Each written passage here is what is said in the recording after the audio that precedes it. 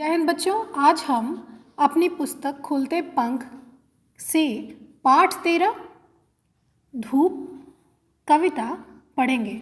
इस कविता के लेखक का नाम है रमेश मिलन और यह कविता आपको पृष्ठ संख्या 86 यानी 86 में मिलेगी। बच्चों, आप सभी ने धूप देखी है, हर रोज़ इसका आप अनुभव करते हैं।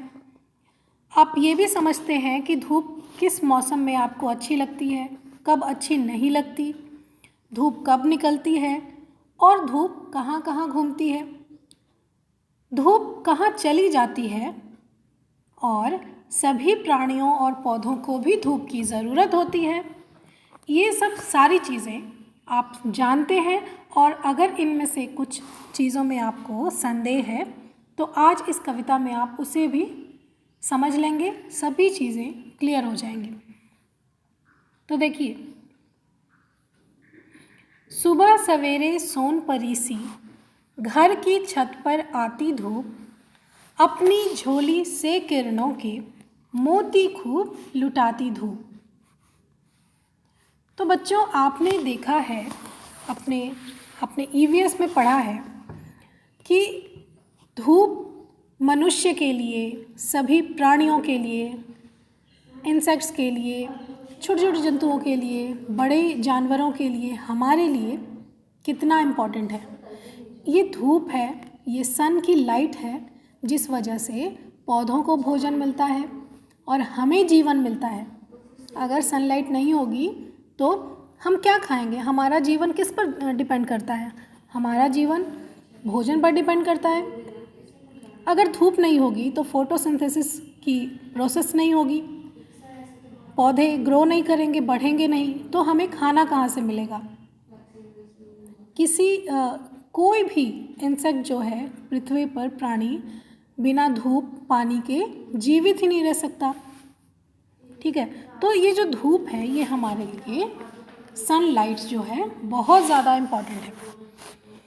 तो देखिए, कहा गया है कि ये जो धूप है सवेरे सवेरे सोन परी सी यानी सुनहरी यानी गोल्डन जो होती है ना, फेयरी, गोल्डन फेयरी की तरह घर की छत पर आती है, कदम रखती है और अपनी झोली में बहुत सारी किरणें लाती हैं और इन किरणों के मोती हम सब पर लुटाती है।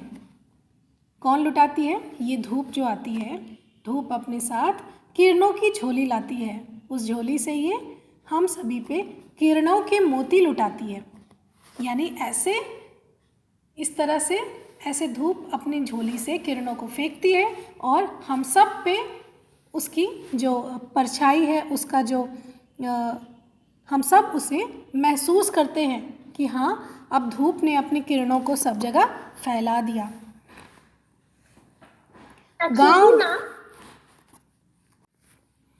गांव और गली गली में, फूल फूल और कली कली में, ओढ़ चुनरिया रंग बिरंगी, मंद मंद मुस्काती धूप। तो बच्चों, ये जो धूप है केवल हमारे घर की छत तक ही सीमित नहीं रह जाती। कहाँ कहाँ जाती है? ये हर एक गांव में जाती है, हर एक गली में जाती है, हर एक फूल, कली और भंवरे, पशु पक्षी, हर एक प्राणी के पास जाती है, हर एक वनस्पति यानी पौधों, पेड़ पौधों के पास जाती है और उनका ही रंग ओढ़ लेती है। जैसे अगर लाल गुलाब के पास गई तो धूप किरण लाल हो जाती है, उसी में समा जाती है, उसी के रंग को वो अवशोषित कर लेती है, ग्रहण कर लेती है। उसका कोई अपना अलग से रंग नहीं होता, वो जहाँ जाती है उसके रंग में रंग जाती है।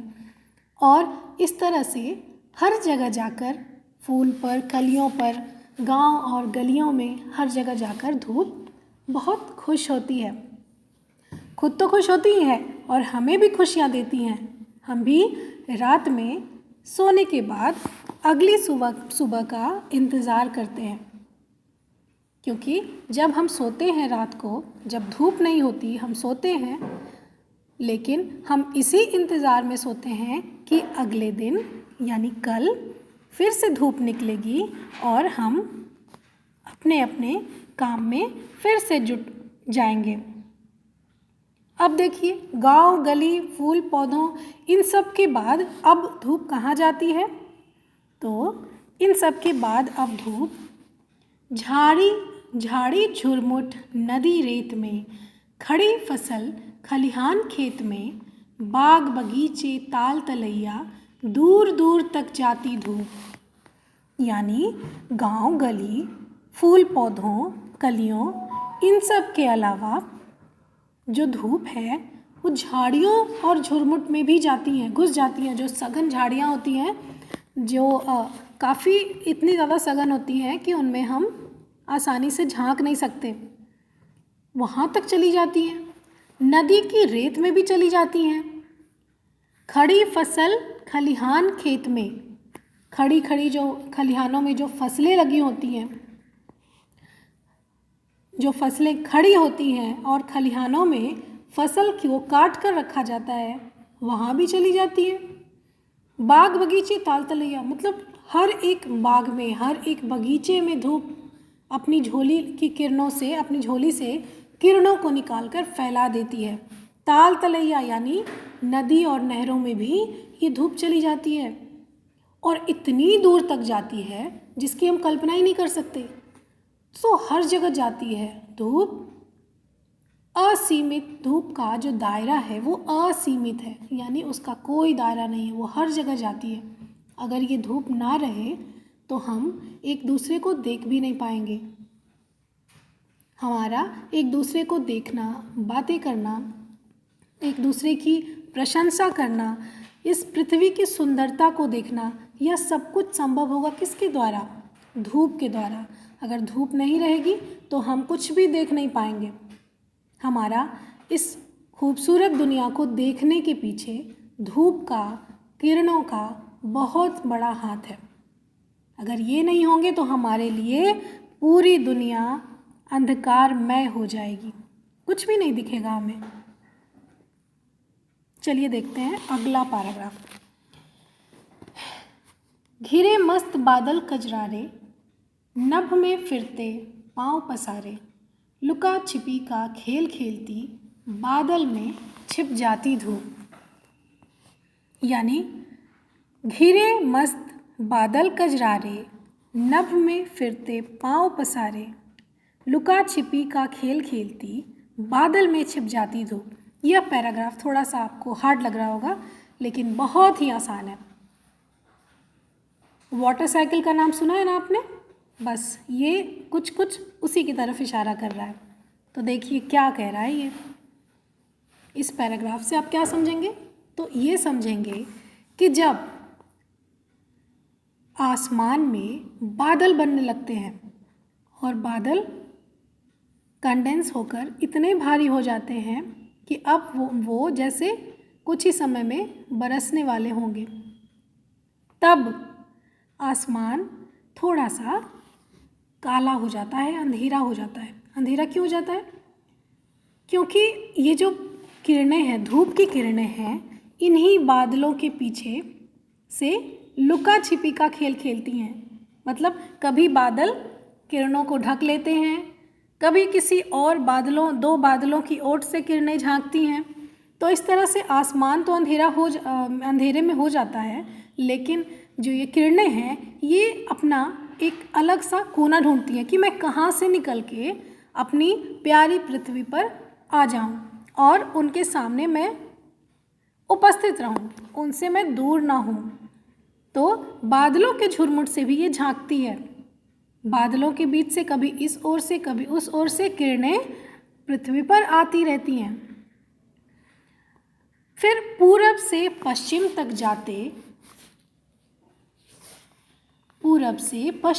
जाते कोमल पग उसके थक जाते, अलसाई पलकों से आखिर संध्या को सो जाती धूप। इस प्रकार बादल में छिप जाती धूप।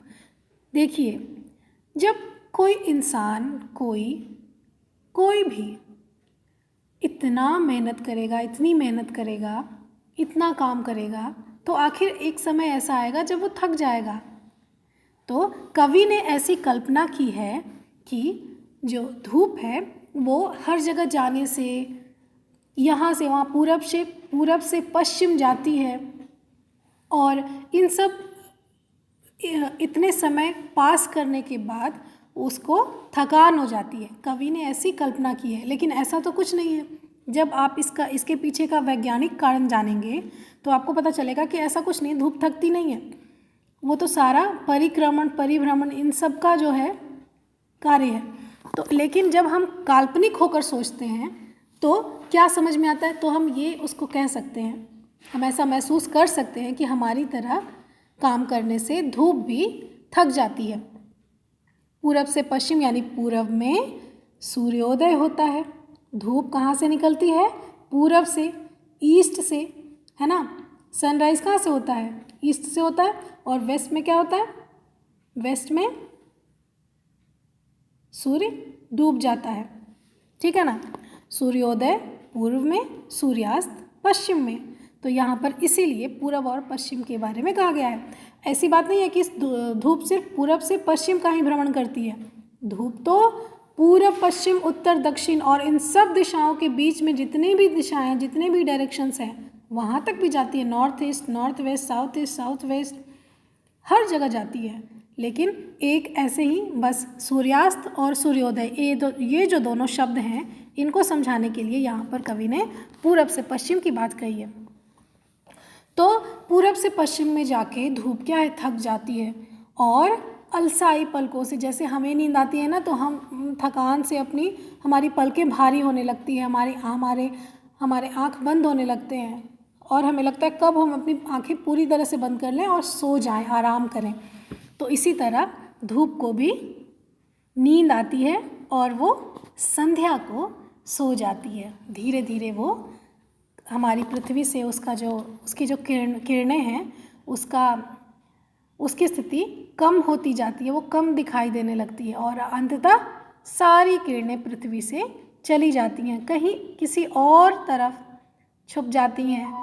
पृथ्वी के जो दो पार्ट हैं, जैसे एक बॉल ले लीजिए, बॉल के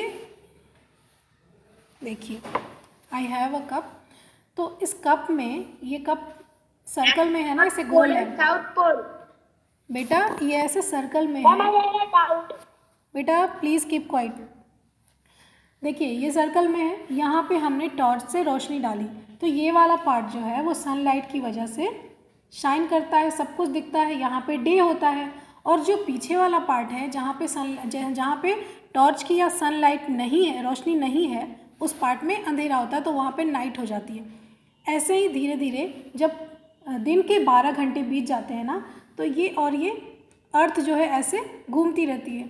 घूमने से इसके अंधेरे वाला पार्ट फिर से सन के आगे हो जाता है और जो लाइट वाला पार्ट होता है वो अंधेरे में चला जाता है। तो इस तरह से दिन और रात हो जाते हैं। तो यहाँ पे इसीलिए कहा गया है कि सन